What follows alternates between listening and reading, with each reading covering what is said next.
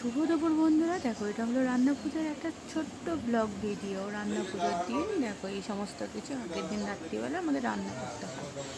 আর পরের দিন হচ্ছে অরন্ধন, সেদিন টোটালি গ্যাস বা উনুন কিছুই জ্বালানো যায় না। সেদিনকার সারাদিন পান্তা খেয়ে থাকতে হয়। আর তার সঙ্গে থাকে এই অনেক রকম ভাজাভুজি, পিঠে বাটা। অনেকের হয়তো পিঠে থাকে না, কিন্তু আমাদের পিঠে পায়েস দুটোই আছে, প্লাস আছে মাছ। অনেকে নিরামিষ থাকে, আমাদের কিন্তু মাছ আছে। আর এই দেখো ডাল চচ্চড়ি, বিভিন্ন রকম ভাজা, তার মধ্যে ছিল কলা ভাজা, আলু ভাজা, পটল, বেগুন, ভেন্ডি, বরবটি, অনেক কিছুই ভাজা। তার মধ্যে হচ্ছে ডাল চচ্চড়ি, আর দেখো কুমড়ো দিয়ে চিংড়ি দিয়ে একটা ঘ্যাঁট, যেটা কিনা আমাদের পুজোয় দেওয়া হয়। আর তার মধ্যে নিশ্চয়ই তোমরা বুঝতে পারছো, দেখো কত কত এখানে কিন্তু পিঠে বড়া ভাজা আছে 3 রকমের। 1 নম্বর হচ্ছে ওটাকে বলে গুড় পিঠে বা তেলের পিঠে, আর তারপরে হচ্ছে নারকেলের একটা বড়া হয়, তালের একটা বড়া হয়, আর একটা হয় কলার বড়া।